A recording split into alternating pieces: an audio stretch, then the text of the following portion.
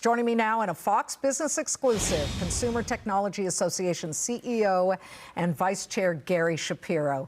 Gary, there's always a theme that emerges at CES. I feel like the last 2 years have been very AI focused, but it was sort of amorphous. It wasn't a lot that was embedded into actual consumer electronics. Could this be the year we see AI really come to life in consumer technology, and in what way?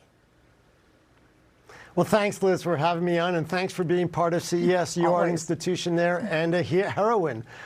Certainly, there's a lot about AI in there, and it's become more actually AI that's just not in factories or in cars. It's AI that's in things. And we're seeing it in longevity products. We're seeing it in robots. Of course, we're seeing it in self-driving vehicles.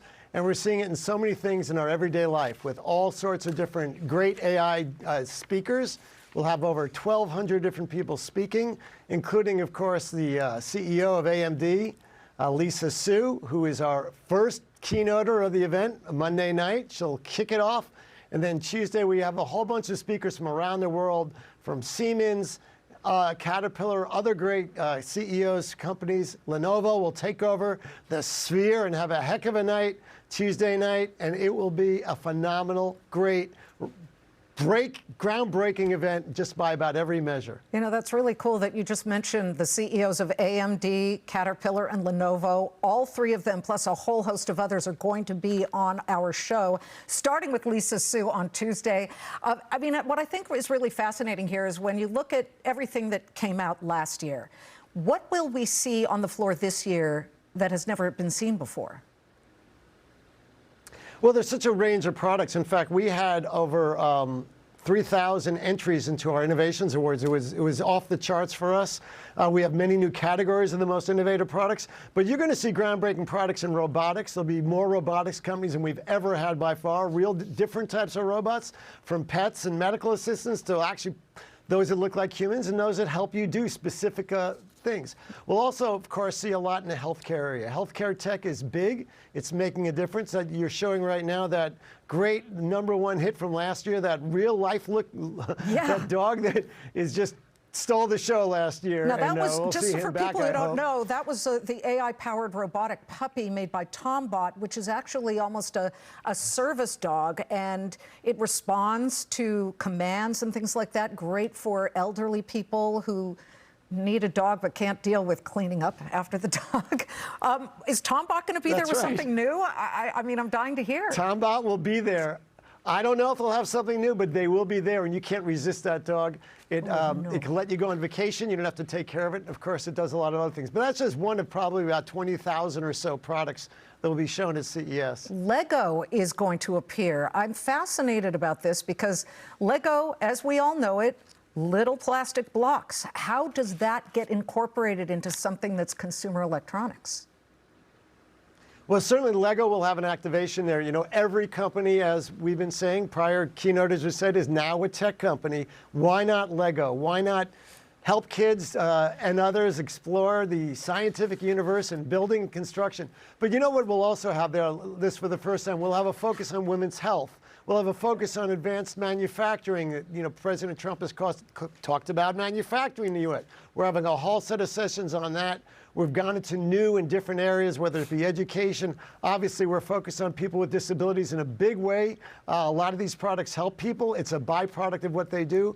And we are surging towards the future, and you're seeing it all at CES. And thank you, Liz, for coming. We're so happy to have you. Well, you know, Team Fox Business and Claman Countdown come, and we do it big, Gary. And one of the things that has always been the biggest there are the television sets. And listen, the first high-def TV rolled out at CES several years ago. Then, of course, it had new iterations in OLED. I remember that. We had the holographic TVs, the see-through TV. Still waiting to see that one adopted by most of America. We shall see. But, you know, now we're looking at Samsung and LG expected to go all in on a different kind of screen, the micro RGB display technology. Can you give us some granularity on that? Well, I will let them do that because they're the experts. Of course, LG, Samsung, other companies like TCL and Hisense will be there with incredible exhibits. And sometimes there's a competition for size, and sometimes there's a competition on technology. But I'll tell you, the winner in all this is the consumer, because TV sets now have gotten better, bigger, thinner, lighter, and cheaper. It's an amazing technology, and there'll be thousands of screens at CES. We got to run a couple more things. The humanoid robots. So we've seen the robotic animals. We've seen little robots that obviously clean your house and things like that. But we're going to have the ARM CEO, Rene Haas, exclusively with a humanoid robot. This is going to be on Wednesday. Humanoid robots. We're waiting to see these. I mean, the first time I covered CES, this has got to be in the late 80s, because I was working at WSYX Channel 6 News, Columbus, Ohio, and there was sort of a robot, but nothing ever really comes of these things. Now we're starting to see this come to life, are we not? Absolutely, more and more. So like the robot you're showing on the screen now, that's not humanoid. That one's closer that we're seeing now. Yeah. But the humanoids are getting more and more there, but that's not a requirement anymore.